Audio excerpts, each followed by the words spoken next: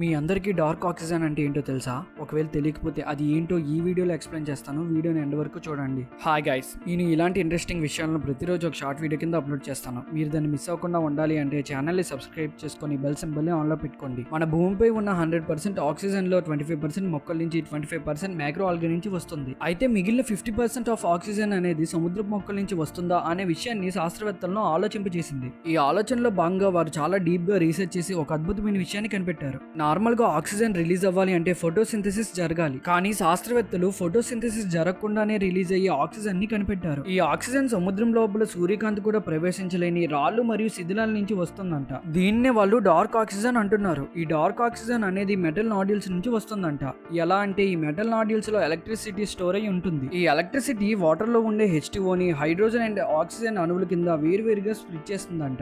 ఇలా oxygen release అవుతుంది. Simple గా చెప్పాలి అంటే ఇక్కడ ఎలక్ట్రాలిసిస్ ప్రాసెస్ జరుగుతుంది.